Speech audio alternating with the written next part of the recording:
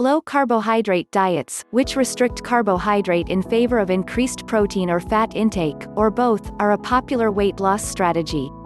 However, the long-term effect of carbohydrate restriction on mortality is controversial and could depend on whether dietary carbohydrate is replaced by plant-based or animal-based fat and protein.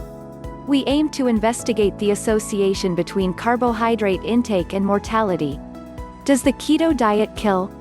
Hey guys, today we're tackling a super controversial issue, and that's the keto diet. The question is the keto diet making you live longer? Or could it be killing you faster? The keto diet is a very low carbohydrate diet. About 75% of calories come from fat, 20% from protein, and only 5% from carbs. It's become one of the most popular diets online, and it's been praised for weight loss, heart health, diabetes management, and some even believe it fights cancer. But others think it's probably just a fad diet and it's just gonna come and go. Just this week, there was a groundbreaking article from the Lancet which changed the conversation. It's an article that looked at how much carbohydrates people are eating and if that affected life expectancy.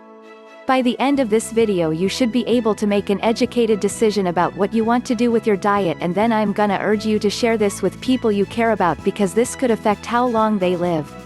So those of you who've been following my journey in the hospital at the new doctor know that about 6 weeks ago I started the keto diet. And the reason I did that is because overnight I find there just so many chips and snacks and candy, and I eat this whole year. I just feel like I have strayed from my normal habits, and so I kind of just needed like a reset, and I figured that keto would do that.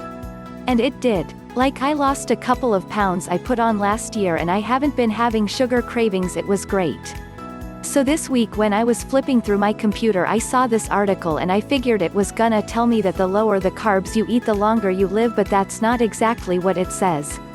So the study started about 30 years ago when they recruited a whole bunch of adults from 4 different communities in the US. They recruited about 15,000 adults and then had them do surveys, and they kept track of their health, and they tracked them over about 30 years.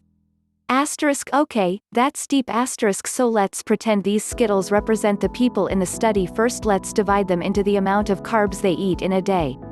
The yellow one's the low carb group. And so these people about less than 40% of their calories from carbs. The green one's of the moderate carb group. So these guys bought about half of the calories from carbs. And the red ones are the high carb group, where they got over 70% of their calories from carbs. Of course this is a simplified model, and in the study they worked with really fancy statistical models to get lots of accurate information. So looking at mortality within these groups, it turned out the low carb, yellow group, and the high carb, red group died faster than that middle green group. So it looked like Goldilocks and the 3 bears. The middle 50% carb group lived the longest. And you can see that it has this U shape, and we call that a U-shaped relationship. They're estimating that in the low carb group and the medium carb group, that was almost a 4-year difference in their life expectancy. That's like high school. That's university. That's so many life experiences. That's huge. I mean, we can't ignore that. Not what I expected. A huge shock to hear. Question 2 asterisk. So then the next logical question is, if you have lower carbs you're eating more fats and proteins, does it matter what types of fats and proteins you're eating? So they went back to the database and they looked at all the people, and they wanted to see the group that eats mostly animal products. So they're eating meats and cheese, lamb, pork, beef, chicken, all of that, compared to the people who are eating plant-based proteins and fats. So they're eating nuts and peanut butters and seeds, and they're having lots of vegetables. And unfortunately, all those meat lovers out there, it was very clear that people eating plant-based proteins and fats were living longer than those who ate the animal proteins and fats. And that's tough for me. I love a good steak.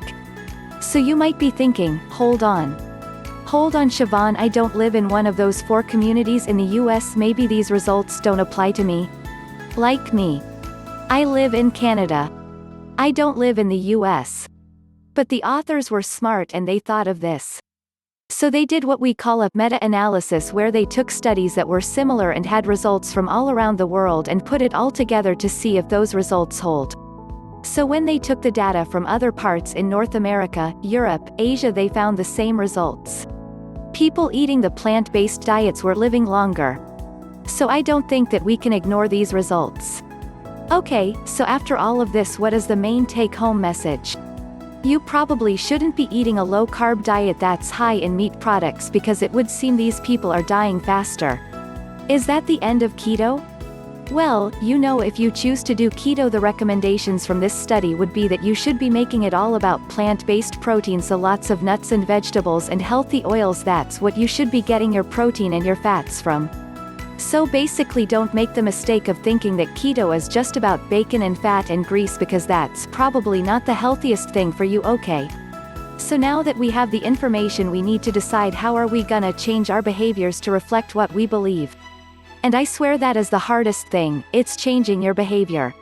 So with you guys as my witness, here is my plan. I am gonna be focusing on the sources and the types of foods that I'm eating rather than sort of counting carbs. I'm gonna be making sure I'm minimizing the amount of meats and animal products that I'm eating. I also need to minimize the huge amount of carbs that I think I was eating before. With all those treats in the middle of the night and the sugar and the candy, so, a high carb isn't good either. And I'm gonna try to hit that sweet spot of carbs by having lots of vegetables and legumes and all those things that I love. But I just need to make sure I prep and plan in advance so that they're ready for me to have in the day. What's your plan gonna be? If you want to commit to something, write it in the comments below. I will read it. I'll be your witness. And I know it's gonna be a controversial topic. So hit me with your comments. I want to start a discussion, a dialogue.